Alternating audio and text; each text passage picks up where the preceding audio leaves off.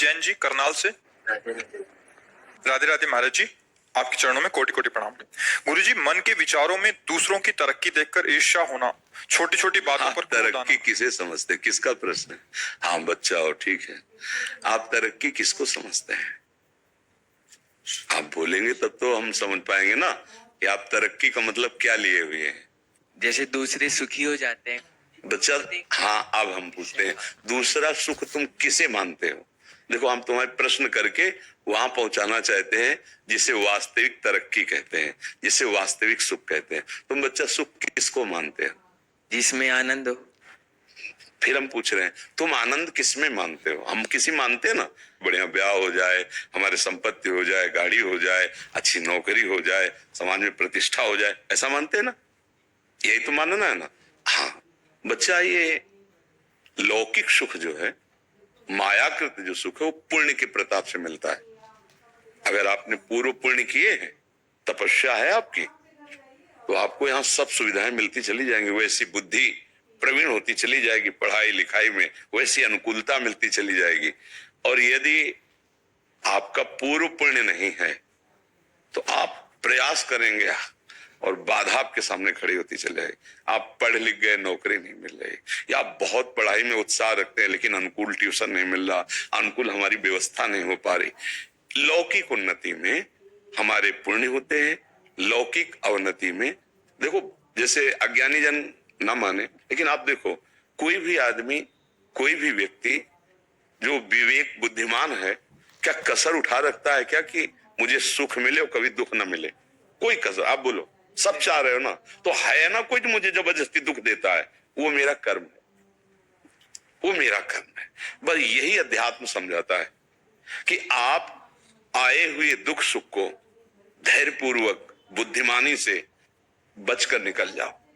और भजन एक ऐसी वस्तु है, भगवान का नाम जप, भगवान की लीलाओं का गायन श्रवण और दूसरों में भगवत भाव करके सेवा, ये आपकी बाधा रूपी जो पाप कर्म है उनको भस्म कर देगा।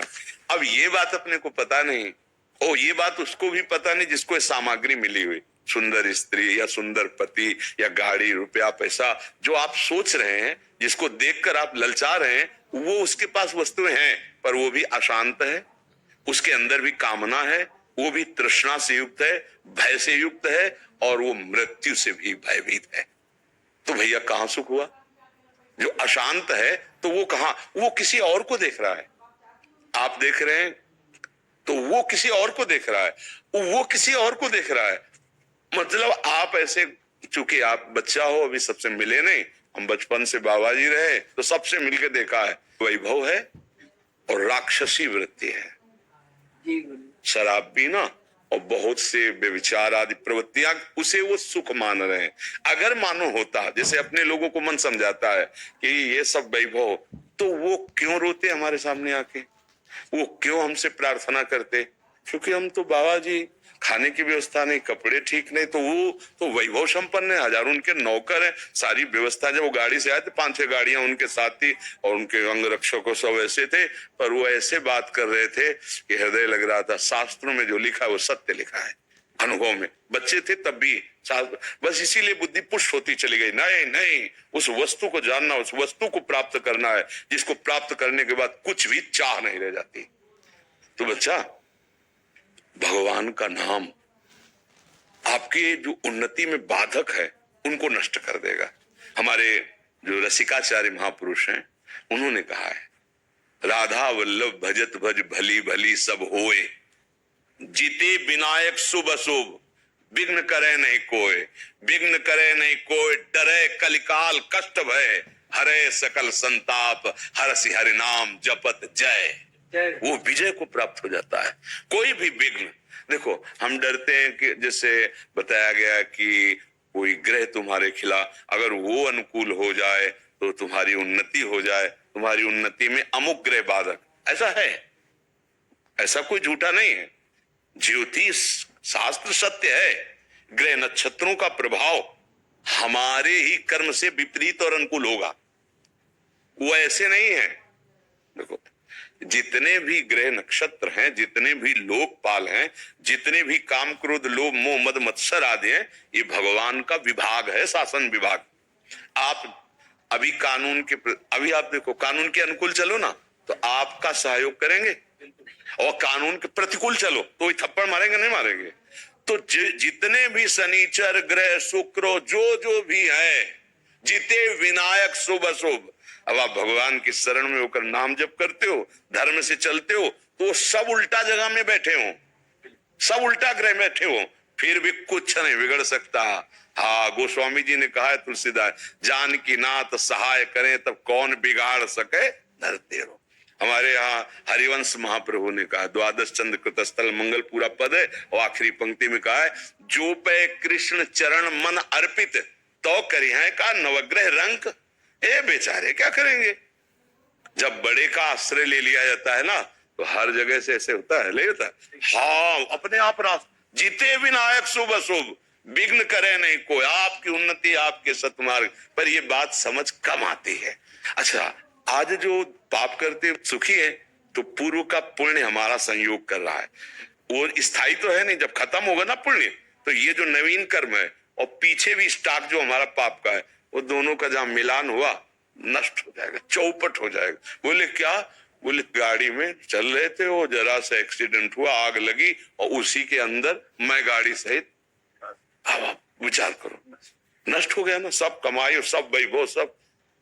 जब जीवन ही न, पाप कर्म कभी किसी को बख्शता नहीं है, अधर्म। तो बच्चा माता पिता की आज्ञा में रहो, जितना बने राधा राधा जपो, और मन लगा के पढ़ो।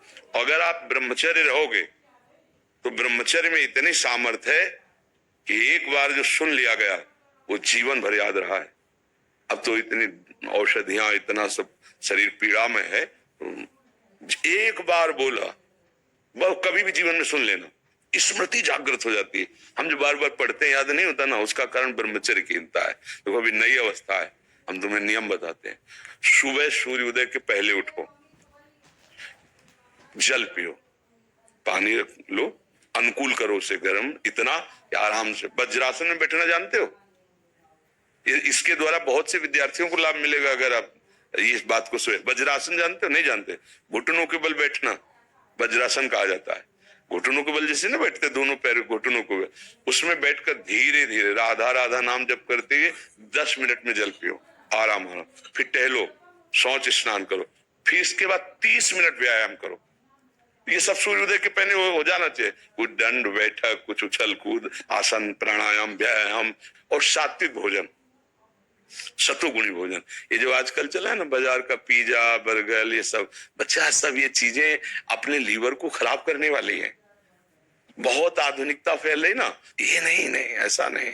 सात्विक भोजन जहां तक हो सके सात्विक भोजन पाओ। कभी ऐसे बच्चों का संग मत करो जो धर्म विरुद्ध आचरण सिखाते हैं, आचरण विहीन, वो समझ रहे ना, जैसे गंदी बातें, गंदे दृश्य, जो गलत तरफ ले जाए। हाँ, ऐसे बच्चों का संग न करो। आजकल वैसे ऐसे मित्र मिलते ही नहीं। हाँ बच्चा, तुम्हारी बात सही। तो देखो मिलते तो है ही, हमारा तुम्हारा मिलन हुआ तो मित्र तो है ही है ना, शत्रु तो नहीं है ना। तो अगर खोजोगे तो जिल खोजा तिल पाया है नहीं, तो सही सलाह मिल रही। तो अब ये भी नहीं कह सकते कि अच्छे मित्र नहीं मिलते, पर अच्छे मित्र बड़े भाग्य से मिलते हैं, और वो बड़े भाग भगवान की कृपा से होती है, और वो कृपा आपके ऊपर है।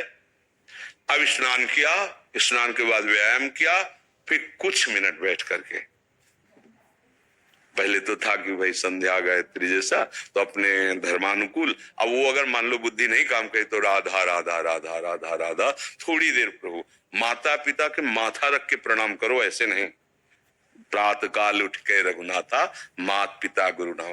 और भगवान को घर में सबके कुछ न कुछ भगवान के स्वरूप होते हैं, प्रणाम किया, और फिर विद्या को समझो कि आप बहुत बड़ी तपस्या कर रहे हैं।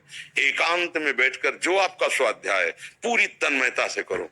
आप देखो बढ़ते हो कि नहीं बढ़ते, शरीर स्वस्थ, संयमी पुरुष, और अपने जो कर्तव्य कर्म को, जैसे आप विद्यार्थी तो आपका वो कर्तव्य, नियमित रूप से आप अपनी दिनचर्या बना लो, आप खुद देखोगे कि जीवन कैसे उन्नति हो? जीवन उन्नति का तात्पर्य सत्य मार्ग में चलना, हृदय आनंदित रहना। वही देशभक्त हो सकता है, वही समुदाय को सुख प्रदान कर सकता है, वही लोगों को तार सकता है। संयम से नहीं है, अपना ही हृदय जल रहा है तो फिर कोई पद कोई भी वो मंगलदायक नहीं होगा।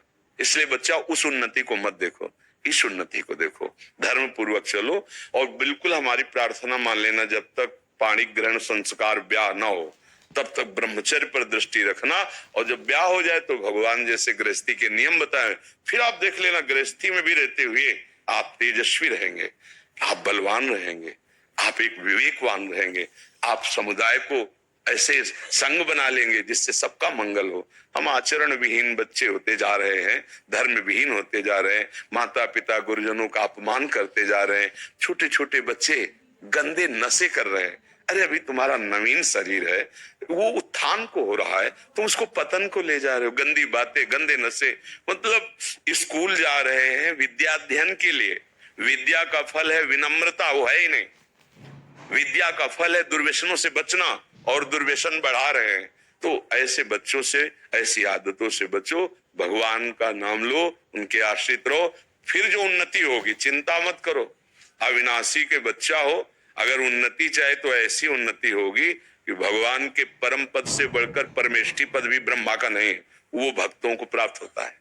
सबसे बड़ी उन्नति, ब्रह्मा भी नमस्कार करते हैं भगवान के पद को, परम पद को। ध्रुव जी 5 वर्ष के बालक थे, एक शपथ लगा दी विमाता ने और कहा अगर पिता की गोद में बैठना है तो मेरे गर्भ से प्रकट हो।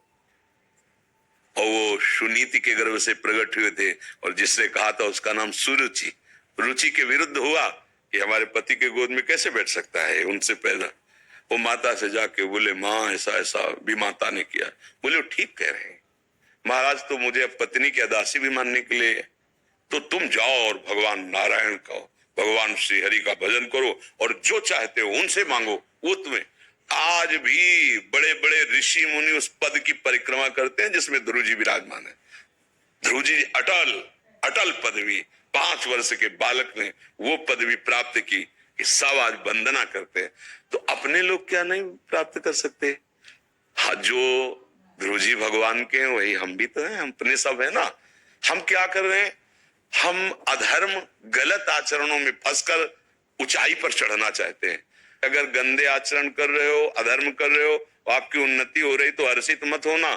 जैसे होता है ना, किसी को छठ में चढ़ा जाए तो वो सोच रहा है बहुत ऊपर चढ़, ऊपर नहीं चढ़ रहे, ऐसी जगह से पटके जाओगे किसी काम के नहीं रहोगे। और धर्म से चल रहे हो, दीपक की तरह प्रकाश हो रहा है, कुल परंपरागत चलता रहेगा।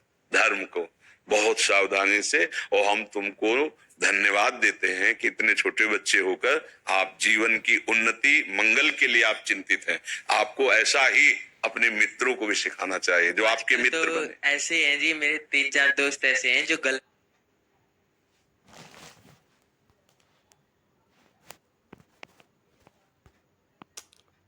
अब मर्यादा रहित होती चली जा रही है और वही नवीन पीढ़ी तो हमारा भविष्य है। अरे भाई, स्कूल में जब पढ़ते थे सब एक ही लाइन में तो बैठते थे, कोई महात्मा बना, कोई डॉक्टर बना, कोई पदाधिकारी बना, वही तो वहीं से तो सब बनते हैं।